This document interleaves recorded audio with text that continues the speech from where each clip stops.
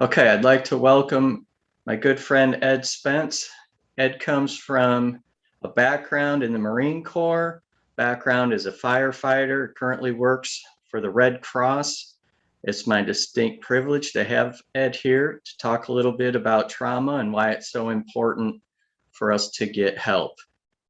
How are you doing, Ed? Welcome to the show. Thank you. I'm doing great. Ed and I go back about, 20 plus years?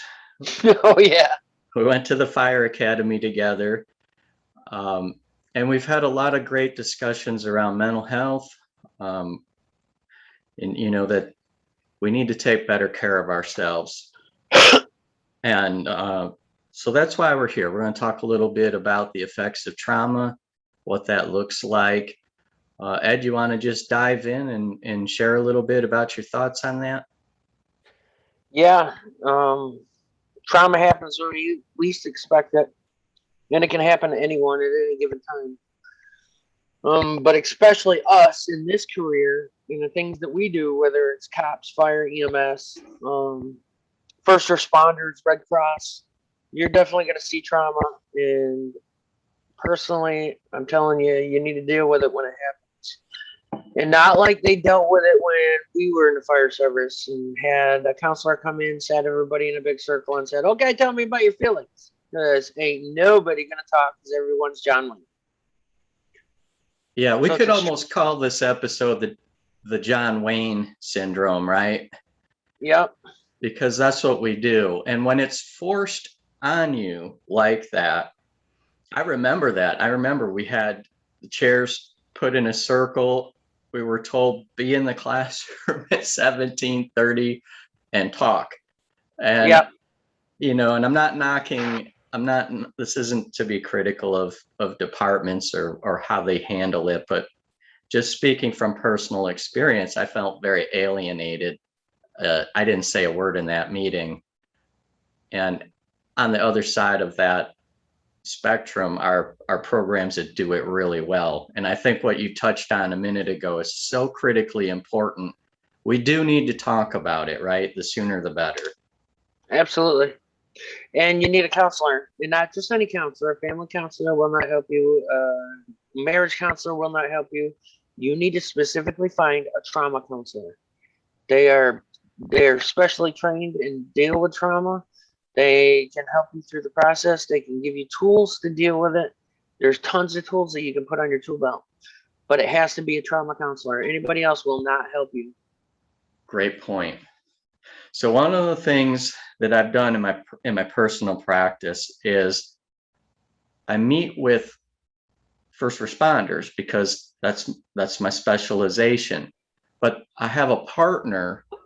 Her name is Rena Campbell. She has a really great background in family therapy. She works with the family members of first responders. And I think it's really important that we bring them into this conversation too, because, as we talked about many times, we sign our whole families up for this stuff. And everybody makes a lot of sacrifices for the career choices that we make. And they're impacted when we don't do a good job of self-care. Yeah, every career that I've ever had, whether it be Marines all the way up through till I retired in 2009, the fire department and everything. My family was always dragged into it. And whether I was a Marine and overseas, my family, it was easier for me because I had a job to do. I was focusing and I was just going through the motions to get that job done, that mission. I had to accomplish that mission. While my family sat back home staring at the TV, hoping that somebody may have thrown a video by me and they can see me or witness me.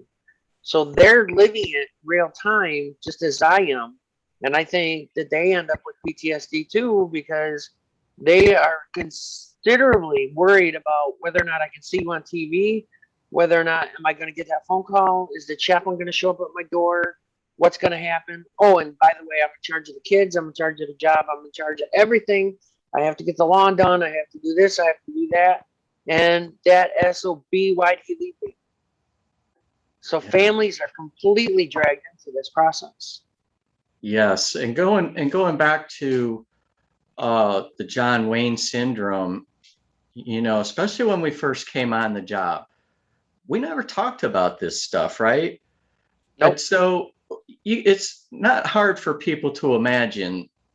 We see a lot of shit, and then we go home, and you can't talk about it at home. So you're still John Wayne, Right. and we don't really, especially back then, mental health wasn't even a conversation. So I'm thankful that we're doing it now, but we have a long ways to go to do it right.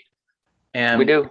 well, I think personally, one of the best things that can happen is for people like us that are doing this right now to say, hey, you know what? I've been to counseling. It really helped me. Uh, you're not weak. If you need help, you need help. I mean, you'd go to the doctor for any kind of physical ailment. This is no different.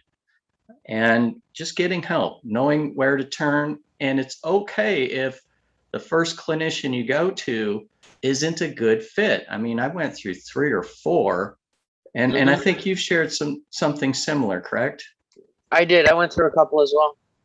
Yeah. And any good therapist should not take that personally. It should be, if anything, they should help you find a better fit. If somebody came in my office and it wasn't a good fit, it's it's nothing personal. I want that person to get as much benefit from it as possible, so I'll help them find somebody that's a better fit.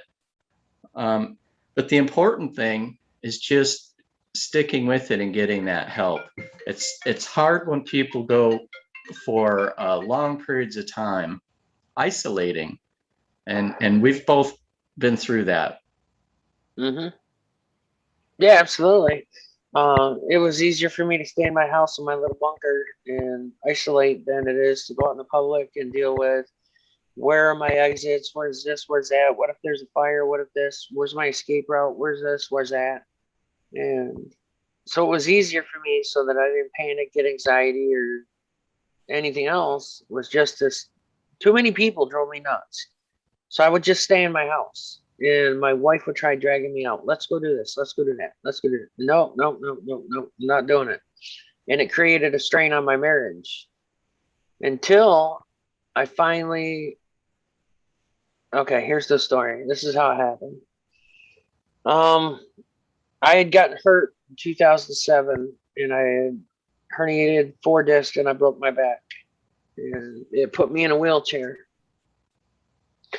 So my days and nights existed in bed or in that wheelchair. And of course, everybody had to work, everybody had school. So I was left home alone to my own devices to try to deal with me in this huge change of I don't know who I am anymore. I'm not Ed the Marine. I'm not Ed the firefighter. I'm not Ed the paramedic. I'm just, I don't know who I am. So I started drinking. And I thought alcohol was the answer because if I drank enough booze, I didn't think about it because I passed out. And I didn't have nightmares because I was too drunk.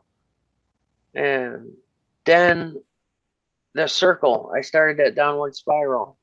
And it kept getting worse and worse and worse. And it went from a 6-pack a night to a 12-pack a night to a case a night. Anything to try to get rid of the nightmares and get rid of everything else and the thought process of who the hell am I? So one night I was drunk and I'd had enough. My wife and I were fighting, and I grabbed a 45 and I wheeled myself out into the driveway. And just when I had made my decision that I was going to do this and cocked the weapon and started lifting it to my head, my 12-year-old daughter, Katie, came around the corner. And she's like, Dad, are you okay? She didn't say anything except for that. And it clicked. And I looked at her and I go, no, I am not okay. She crawled onto my lap and she held me after taking the gun out of my hand. And the next day, my wife took me to the PTSD clinic in Batavia. And Sue Bush, she's an angel of mercy, got me in to see a counselor that day. I could have been a statistic. And currently, statistically, we lose 22 veterans a day. So I could have been one of those numbers. But like we said, it wasn't a good fit with the first counselor. It wasn't a good fit with the second counselor. It wasn't a good fit with the third counselor. Finally, I got Dr. Sulky, and she is a great fit, and she's helped me so much. I've gone to group, I've gone to personal counseling, I've got tools on my tool belt, I've got meditation, I've got journaling, I've got all sorts of things, counting senses, you name it. When I get stressed out or I have anxiety or something happens. And it's good to have these tools because I still use them every day. And sometimes more than not, when something extremely stressful occurs, like we just lost my uncle here last week, I use my tools every day. Try to keep my shit together and focus. And now that makes me the patriarch of the family after he died. And that was an end of a generation. Anybody who raised me is now gone. So, again, using the tools and finding that counselor and talking to my counselor. And Dr. Sulky's great because she sees me sometimes multiple times a week if necessary. And that's hard to find in a counselor. Usually you get your hour and okay, I'll see you next week. But she cares enough about her vets and her people that she'll see them multiple times a week if necessary if they're going through an extreme crisis situation. In crisis, you'll know when you're in crisis. You'll be sitting at the TV, and no matter what comes on TV, all of a sudden you start crying, or you start whimpering, or you tear up, and your chest gets tight, and you don't know why. And what the hell's wrong with me? I'm John Wayne. I'm the tough guy. I can handle this. What the hell's going on with me? Or reading a book, and some passage gets you on the same path with the tight chest, the stomach tight, not tying into a knot, hyperventilating and tearing up, and you don't even know why. And it may have been that call that happened a year or two ago that is still subconsciously in your mind and still right at the brim of your thought process. And it's still bothering you. And that's why you're having the reaction that you're having. It's so important to find a good counselor. It's so important to go get help. And don't be afraid to get help. It is an extremely tough, and you're extremely brave if you go get help. Asking for help is the bravest thing on the planet that you could ever do. It really is. And you just trust me. I know that there's a stigmatism. I couldn't handle it. I'm not John Wayne. But that's not the case anymore. We're trying to change that so they're getting help is so that we don't have PTSD, so we don't have the trauma, so we don't have the nightmares, so we don't have every bit of it, the anxiety, the fear, the everything that goes with it. So we try to get away from that. I beg of you to go get help. Trust me, I've been going to counseling now since 2010, and I go every week, sometimes multiple times a week, and it helps. It really does help. And the second thing was that I got a service dog, Emmy. I am now able to go to stores. I am now able to go to places I couldn't go before. I'm now able, because I know she has my back. I know she'll warn me if somebody's coming up fast on me. I know she knows how to get to my truck. If I get emotionally just driven with anxiety, she'll come up to me and she'll start licking my hands to try to ground me. And it's phenomenal that she can read me like that. And if it's bad enough, no matter where I'm at, she'll take me by the hand and she'll actually take me back to the truck. She'll drag me to the truck to get me out of the situation. And then usually I sit in the truck with her in the passenger seat, licking my face, and that grounds me, brings me back down to earth, and I can drive home. It's amazing what these service dogs can do. And if you ever have the opportunity to get one, I please beg of you. I get it, it's expensive. I get it that sometimes it's hard and dogs have to take several tests to be able to become a service dog. Find the right one, find the right fit. It's absolutely opens up your world to get help. Yes, I have have experience with a therapy dog from a traumatic brain injury clinic where I used to intern. And I've always said that dog did more healing than any 10 therapists put together. They are very intuitive.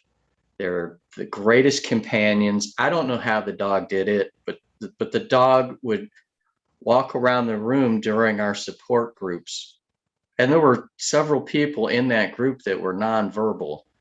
And the dog would walk around, check everybody, and then somehow circle back to people that I knew were struggling. And it would just astound me. The dog would he put his chin on somebody's leg that's in a wheelchair and just comfort that person. And you could see without words the response from that person, and just powerful. So I totally with you. I can't underscore it enough, the power of that. That's another tool in the tool belt for anybody considering it or thinking about it. The service animals are just amazing. And also, Ed, I just want to say how much I appreciate hearing your story. I know that somebody watching this is going to be really moved and inspired by your journey, and will hopefully reach out and get help. I love what you said. It takes courage to get help. Help is available. The hardest step is just saying, yeah, I'm going to do this. I'm going to get help, because we spend so much of our time as first responders worrying about everybody else. And I oftentimes hear clients say, the hang up was it's selfish, or now there's something wrong with me, or people are going to think I'm weak. No, please just take good care of you so that you can take care of the people you care about. They want you to be well.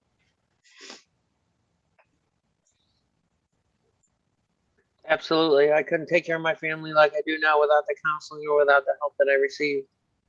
I was a basket case. I wanted out. I just got reached my limit and I've had enough and I don't know who I am and my wife's yelling at me and the kids are staying away from me and I don't know why and nobody wants anything to do with me and all right, that's it. I quit. I want out.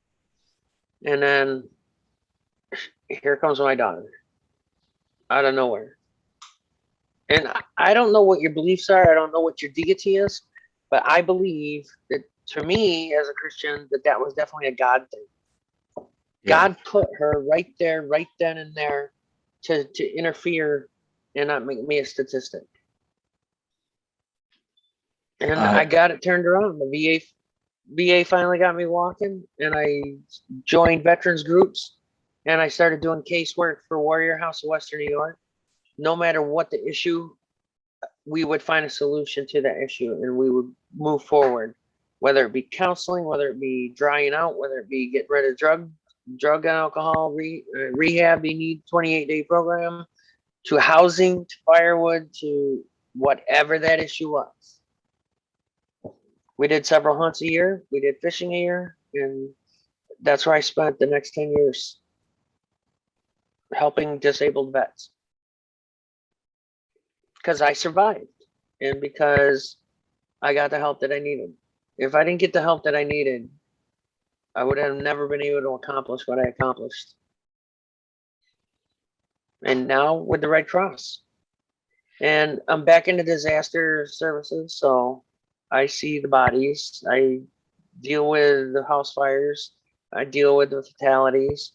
I deal with the survivors, help them get clothing and housing and hotels or whatever they need, and talk to them and process it and do psychological care because of the fatality.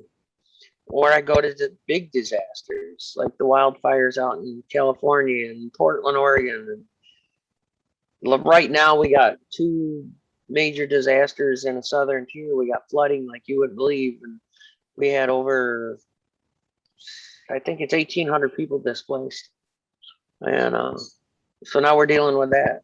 And my job with it is the casework, get them back on their feet. Show them, here's what we have, state, federal, local, and nonprofits that we can assist you with to get back on your feet and to do what you need to do to be self-sufficient again. I would have never been able to do any of this, none of it, without my wife making me take that first step. I can only help other people because I got help myself. Great message. Great message. And you're helping people in ways that is predicated on you taking good care of yourself. I was just thinking about the HIV clinic where I also interned. A lot of times people would come in and say, you know, I'm struggling. I don't know who to talk to. I don't feel comfortable sharing this with my family. And that's okay.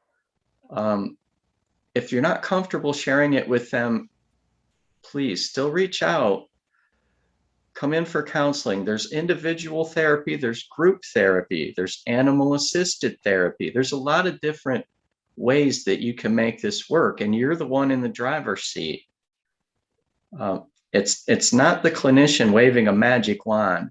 It's a very respectful approach that's whatever works best for you, and it's all about you. And I think a lot of times when people come in, they're so focused on helping everybody else out that it's kind of strange and unfamiliar to be the person receiving. And that takes a bit of grace, doesn't it, to be able to receive for a change? It does, because when it first starts happening, you don't know what to do with it, because we are not the ones that get help. We are the ones that do the help. We turn chaos into order and we fix stuff. And now we're in the process of getting fixed. And not fixed, that's not the right word, but getting help. And it's new. It's new territory. It feels weird, but trust me, keep going. Yes. Yeah, my first counseling session also, it wasn't really a good fit. He was a very good counselor, but it just wasn't the right fit for me. And as you said earlier, he didn't have a background in trauma. He didn't work with police, fire, EMS, and military. So it's like we were speaking two different languages. And but then when I did tap into the right group, not just the right clinician, but the right group, and feel that support, it was a game changer. And there are so many groups and there are so many different ways of getting connected. So for anybody watching, if you're feeling isolated, reach out and just take that first step. There is help waiting. We're going to include links below so that you can get pointed in the right direction. Ed, if it's okay, I'll share your contact information so somebody watching can reach out to you. Absolutely. Anytime. And it doesn't make a difference if you're walking the halls at 2 o'clock in the morning. Call me. Because I probably am too. Awesome. One other thing, if it's okay, I wanted to ask you a little more about your process when early on, when you were first getting help. You mentioned your wife was a part of that process. What was it like for you to finally say, okay, enough's enough, I'm gonna do this thing? Like, was it scary? What did it feel like? It was scary to initially start it.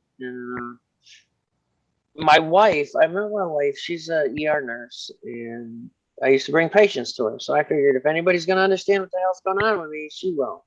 Well, she didn't. So it took a trauma counselor bringing her in and explaining to her what anxiety is, what depression is, what PTSD is to her, to say, he's going to react this way. He's going to do this. He's going to do that. He's going to get overprotective. He's going to react this. This is the way he's gonna act. Do you have any questions? Is there anything I can do to help you? Being my wife. And she came back for 2 or 3 more sessions, and now she reads me like a book. If something happens, she knows exactly what to do. Exactly. She will go talk. She'll do nothing but hold my hand. She'll just leave me alone. You don't have to go today. I'm going, but you stay home. It's amazing when your spouse understands what's going on with you, how much more support you can get. For sure. It was scary as hell. And nobody understood what was going on with me. And I didn't think anybody understood what was going on with me because I thought I was going crazy. I wasn't crazy at all. I was a normal human being going through an abnormal situation. Yes. And it wasn't until my wife understood that process, our relationship got better. The biggest thing was this counselor said, he's normal, but this is the world he grew into, because that world reacting like that is what kept him alive. So that's why he acts that way. Yeah, these are important takeaways. Knowing that help is out there, knowing that self-care is not selfish, knowing that it's okay to be vulnerable and to say, I need help. And Yep, then giving yourself, absolutely. giving yourself the grace to go and get it, and know that that's part of the journey. And we're first responders, yes, but we're also more than that. We're a lot more than that. We have a lot of identities: husband, wife, father, mother. It goes beyond this work. It does. And the biggest thing you need to know, and this is the hardest thing I learned, was that I didn't have to be Ed the firefighter. I didn't have to be Ed the Marine. I didn't have to be Ed helping disabled veterans. I didn't have to be Ed the Red Cross worker. All I had to do was be Ed. Me. Father, 4 daughters. Easygoing guy. Accepting of multiple things. Talking about everything. Just enjoying. Just laughing. Just smiling. Them through their problems. Being Ed is an important job.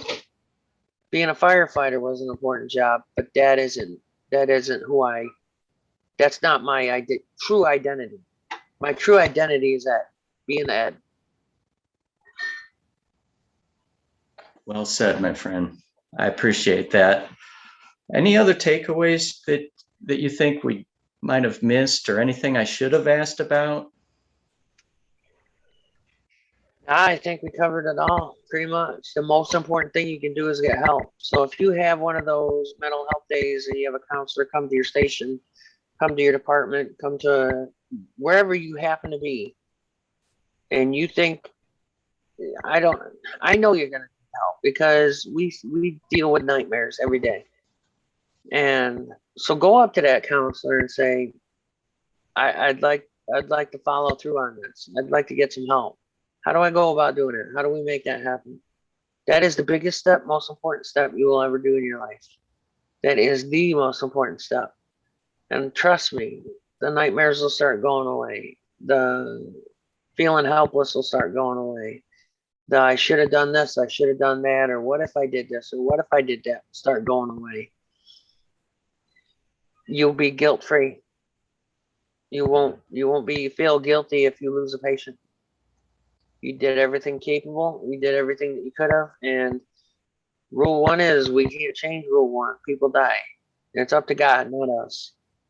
And even though we did everything right, they're still going to die.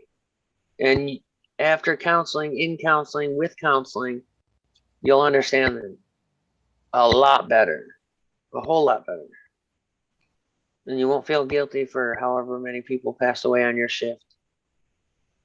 Yeah. Thanks for sharing that, Ed, and thanks for being here. Love you, brother. You bet. I'll Love you too.